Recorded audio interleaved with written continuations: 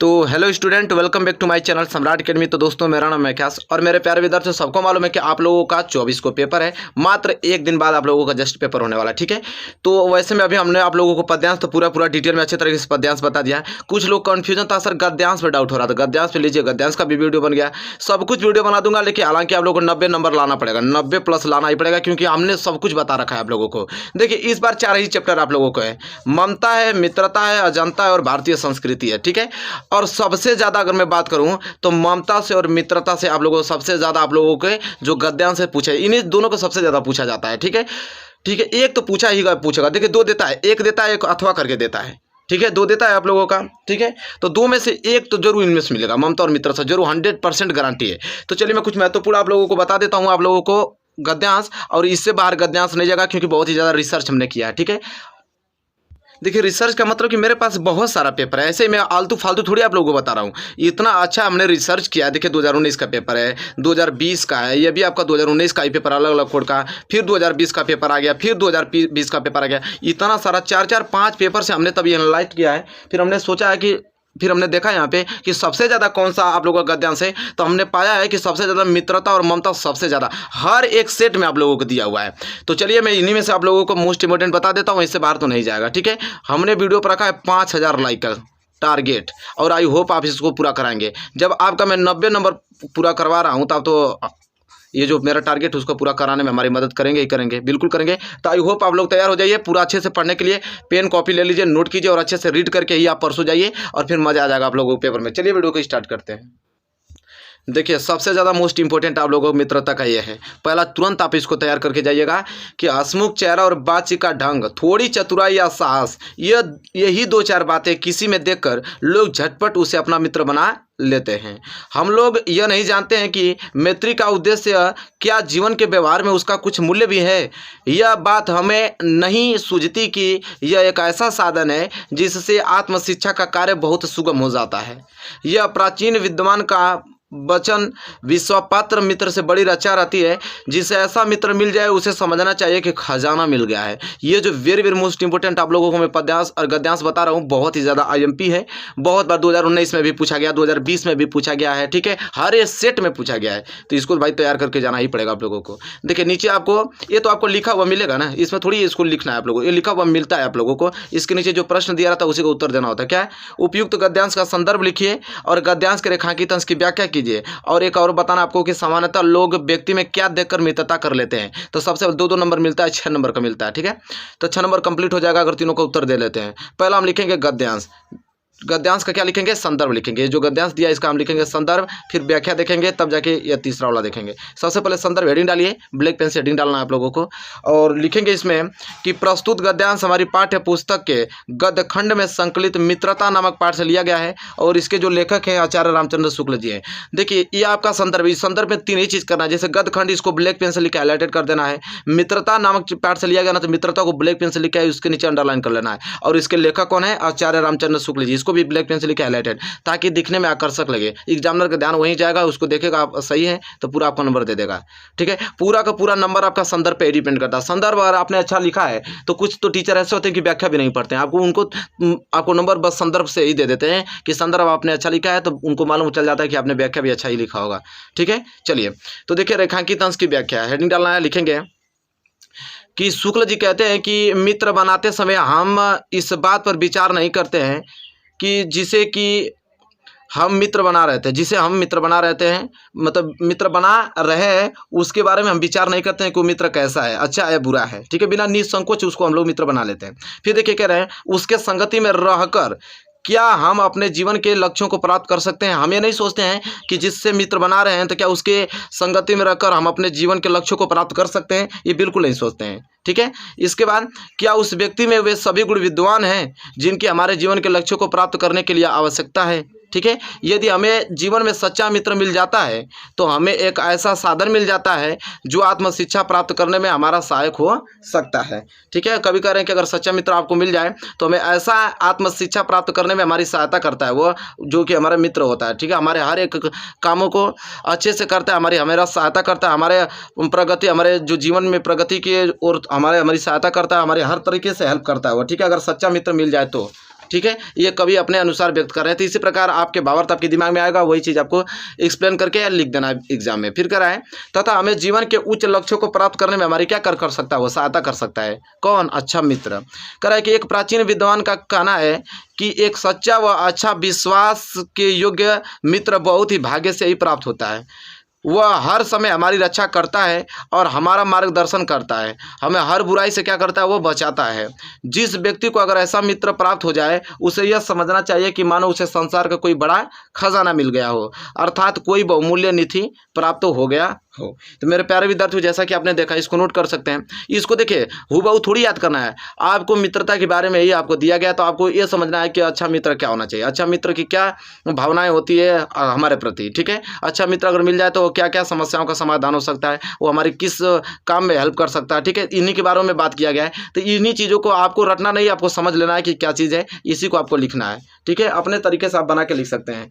इसके बाद तीसरा जो प्रश्न इसमें पूछा है कि सामान्यतः लोग व्यक्ति में क्या देकर मित्रता कर लेते हैं, तो देखिए इसका उत्तर यहाँ आपको मिलेगा। क्या है कि सामान्यतः रूप से व्यक्ति किसी हंसमुख सा चेहरा, उसका बातचीत करने का आकर्षक ढंग, उसकी चतुराई और साहस देकर सोचते हैं कि यह व्यक्ति मित्र बनाने के योग्य है और वे उसे ही अपना मित्र बना लेते हैं। कह रहा है कि मेरे प्यारे विद्यार्थी, आप ही देखिए, कोई भी मित्र अगर बनाते हैं तो आप सोचते हैं कि हंसमुख चेहरा वाला हो, अच्छे से बात करता हो, हमारा मित्र हो, थोड़ा चतुराई उसमें भरी हो, बस यही चीज़ 2-4 बातें आप देखकर किसी से भी मित्रता कर लेते हैं। ठीक है, तो आई होप आपको ये क्लियर हो गया होगा। गद्यांश वेरी वेरी मोस्ट इंपॉर्टेंट है मेरे प्यारे विद्यार्थियों, कुछ हो चाहे ना हो, लेकिन इसको तो याद करके ही आपको जाना है। और देखिए मैं आपको बताऊं कि इसी चैप्टर का एक और मैं आप लोगों को गद्यांश बता रहा हूं जो कि वेरी वेरी मोस्ट आईएमपी है। देखिए ये वाला बहुत ही ज़्यादा एग्जाम में आ चुका है, जाके देख सकते हैं आप, किसी भी टीचर से पूछ सकते हैं। कोई आपका फ्रेंड अगर प्रीवियस ईयर पेपर दिया है उससे जाके पूछ सकते हैं कि यह मोस्ट इंपॉर्टेंट है या नहीं।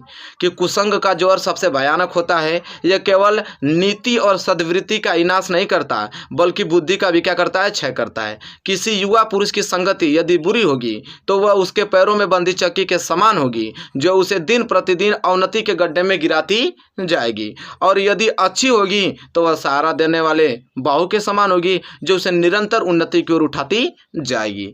बहुत ही ज़्यादा वेरी वेरी मोस्ट टाइम पे मेरे प्यारे विद्यार्थियों, आपसे विनम्र निवेदन है कि इसको तैयार करके ही आप पहुँचे एग्जाम में, क्योंकि यह मैं चाहता हूं कि सबका 90+ मार्क्स आए, इसलिए मैं आप लोगों को ज़्यादा फोर्स कर रहा हूं।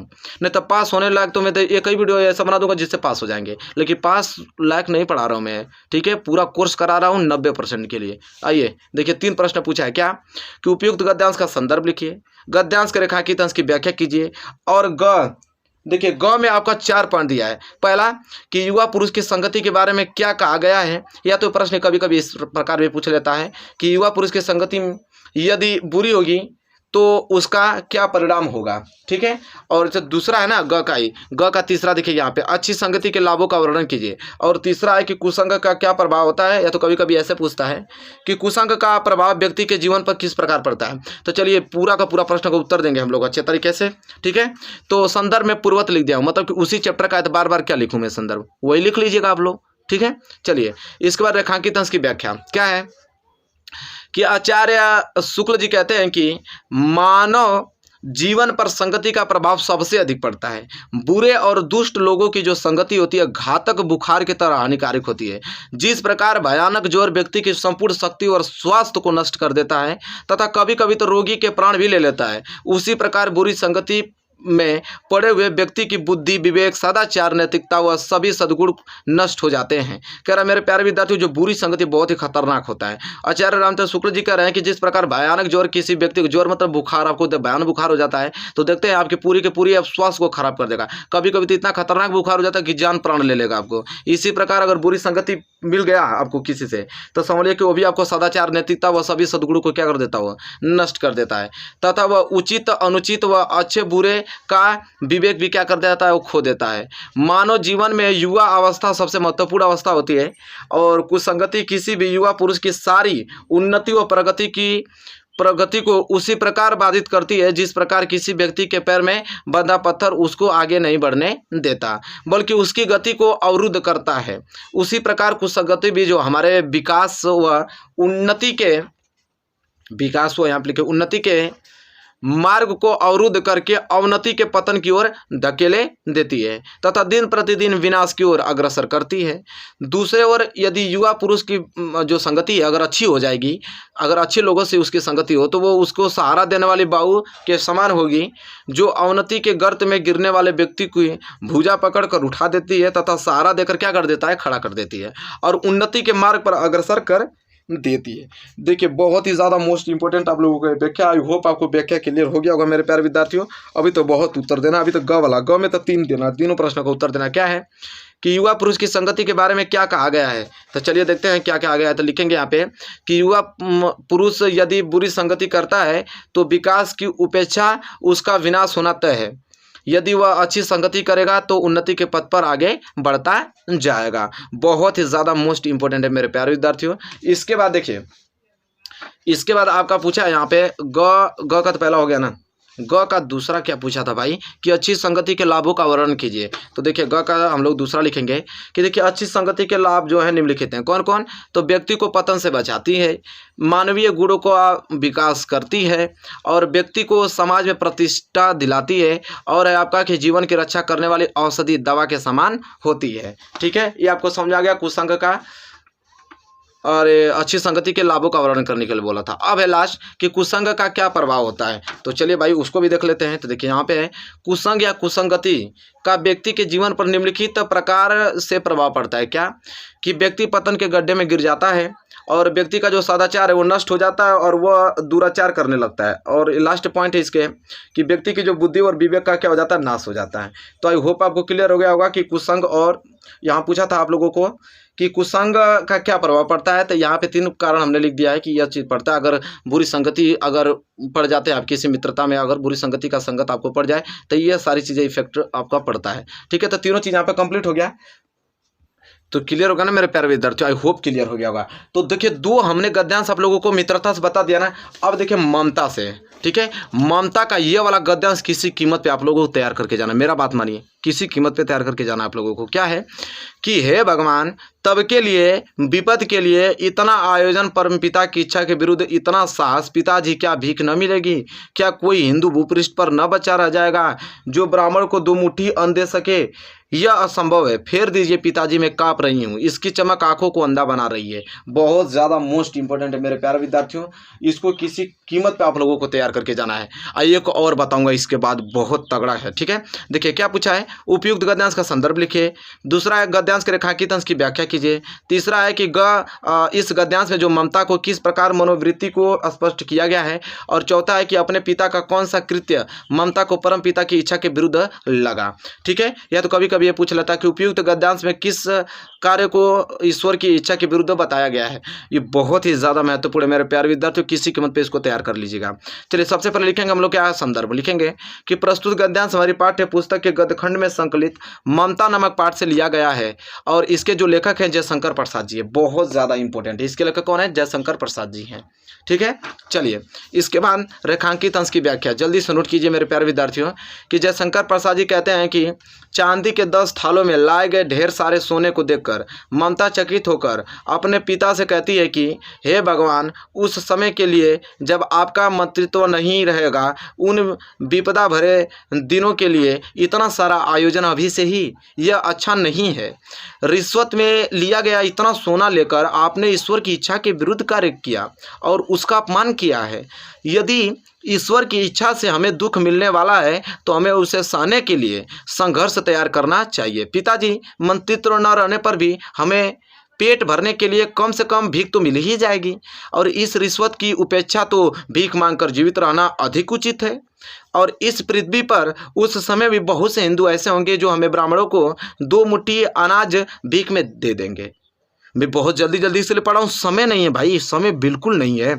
ठीक है, जल्दी से नोट कीजिए। पिताजी, इस रिश्वत के सोने को वापस कर दीजिए और इनकी जो चमक है मेरी आंखों को कष्ट दे रही है। मैं आपके ऐसे ईश्वर विरुद्ध कार्य से कांप रही हूँ। ठीक है मेरे प्यारे विद्यार्थियों, बहुत ज़्यादा मोस्ट इंपोर्टेंट है मेरे प्यारे विद्यार्थियों। क्लियर हो गया? अब हम गौला उत्तर देखने वाले हैं कि इस गद्यांश में ममता को किस प्रकार मनोवृत्ति को स्पष्ट किया गया है। ठीक है, इसका उत्तर लिखेंगे यहाँ पे कि ममता बाल विधवा थी जो ब्राह्मण जाति के संबंध रखती थी और ईश्वर और भाग्य में उसकी प्रबल आस्था थी। वह सुख दुख दोनों को ईश्वर की इच्छा मानती थी।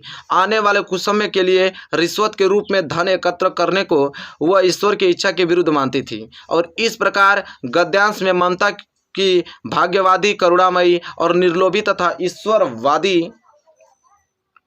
ईश्वरवादी विचार थे। ठीक है, यहाँ तक आप लिख लीजिए। ठीक है, पूरा का पूरा क्लियर हो गया। ग वाला घ है कि अपने पिता का कौन सा कृत्य ममता को परम पिता की इच्छा के विरुद्ध लगा। रुकना नहीं है बिल्कुल। ठीक है, चलिए लिखिए। चूड़ामणि ने ममता के लिए रिश्वत के रूप में शेरशाह से 10 थाल सोना प्राप्त किया।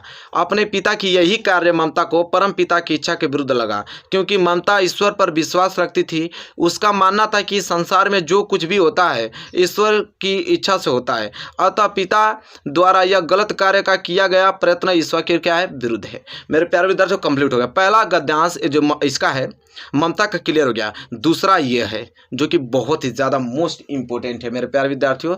अश्वारोही पास आया। ममता ने रुक रुक कर कहा, मैं नहीं जानती कि वह सांसद था या साधारण मुगल, पर हाँ एक दिन इसी झोपड़ी के नीचे वह रहा। मैंने सुना था कि वह मेरा घर बनवाने की आज्ञा दे चुका था। मैं आजीवन अपनी झोपड़ी खो जाने के डर से भयभीत रही। भगवान ने सुन लिया। मैं आज इसे छोड़े जाती हूँ। अब तुम इसका मकान बनाओ या महल, मैं अपने चिर विश्राम गृह में जाती हूँ। बहुत ही ज़्यादा मोस्ट इंपॉर्टेंट मेरे प्यारे विद्यार्थियों, आप लोगों का यह गद्यांश से रिक्वेस्ट है आपसे कि तैयार करके जाइए, मज़ा आ जाएगा आप लोगों को एग्जाम में जब बैठेंगे। ठीक है, उपयुक्त गद्यांश का संदर्भ लिखिए। गद्यांश के रेखांकित अंश की व्याख्या कीजिए। फिर कह रहा कि वह आजीवन क्यों भयभीत रही, और चौथा है कि सांसद शब्द किसके लिए प्रयुक्त हुआ था, और इसका दूसरा भी पूछा है कि चिर विश्राम गृह से क्या आशय है। मेरे प्यारे विद्यार्थियों, थोड़ा भी लेट नहीं करूंगा, तुरंत बताऊंगा आप लोगों को संदर्भ इसका। संदर्भ कि प्रस्तुत गद्यांश हमारी पाठ्य पुस्तक गद्य खंड में संकलित है, ममता नामक पाठ से लिया गया है, और इसके जो लेखक हैं जयशंकर प्रसाद जी हैं। ठीक है, जयशंकर प्रसाद। क्लियर। दूसरा रेखांकित अंश की व्याख्या तुरंत लिखेंगे कि प्रसाद जी कहते हैं कि मरणासन पड़ी ममता ने अश्वारोही सैनिक को अपने पास बुलाया और कहा कि किसी समय इस झोपड़ी में रात बिताने वाले व्यक्ति ने एक सैनिक को यहाँ घर बनवाने के लिए कहा था। मैं इस झोपड़ी को खोने के भय से पूरी जिंदगी डरती रही, क्योंकि इस झोपड़ी के साथ उसके जीवन की बहुत सी यादें जुड़ी हुई थीं। मैंने जब तक जिंदा रही तब तक ईश्वर ने इसे बचाए रखने की मेरी प्रार्थना सुन ली। अब मैं यह दुनिया छोड़कर जा रही हूँ। अब तुम चाहे मकान बनवाओ या महल, मैं तो मृत्यु की गोद में चिर विश्राम करने जा रही हूँ, जहाँ मुझे अनंत काल तक विश्राम मिलेगा। मेरे प्यारे विद्यार्थियों, रेखांकित अंश की व्याख्या था, क्लियर हो गया। इसके बाद देखिए, ग वाला प्रश्न हमसे पूछा था कि वह आजीवन क्यों भयभीत रही, तो देखिए इसका उत्तर यहाँ मिलेगा आप लोगों को कि ममता आजीवन इसलिए भयभीत रही क्योंकि पता नहीं कब उसकी झोपड़ी को गिराकर महल बनाने का आदेश दे दिया जाए और उसके सामने रहने की समस्या आ जाए। वह जीवन भर अपनी झोपड़ी छोड़ना नहीं चाहती थी। ठीक है, क्लियर हो गया मेरे प्यारे विद्यार्थियों, बहुत इंपॉर्टेंट था। ठीक है, फिर कह रहा है घ का पहला सांसद शब्द किसके लिए प्रयुक्त हुआ था। ठीक है, चलिए देखते हैं सांसद शब्द किसके लिए प्रयुक्त हुआ था।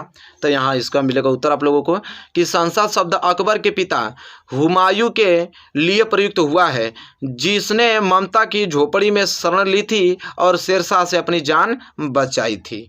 क्लियर हो गया। चलिए लास्ट प्रश्न आप देखने वाले हैं। लास्ट प्रश्न इसका हमसे पूछा है क्या कि चिर विश्राम गृह से क्या आशय है। चिर विश्राम गृह से क्या आशय है, तो उसका उत्तर यहाँ मिलेगा आप लोगों को कि चिर विश्राम गृह से आशय मौत की गोद से है, जहाँ जाकर आदमी संस्कारिक भागदौड़ से मुक्ति पा जाता है और सदा के लिए विश्राम करता है। तो मेरे प्यारे विद्यार्थियों, पूरा कंप्लीट हो गया। यहाँ से अगर आप गद्यांश तैयार कर लेते हैं तो मेरा वादा है आप लोग बहुत ही अच्छा स्कोर करके आप आने वाले हैं 2022 बोर्ड एग्जाम में। तो वीडियो कैसी लगी मेरे प्यारे विद्यार्थियों, वीडियो को लाइक तो करना ही करना है। चैनल को पर नए हैं तो चैनल को सब्सक्राइब करके बेल आइकन को प्रेस कर लीजिए। मिलेंगे एक प्यारे से नेक्स्ट वीडियो में, तब तक के लिए धन्यवाद।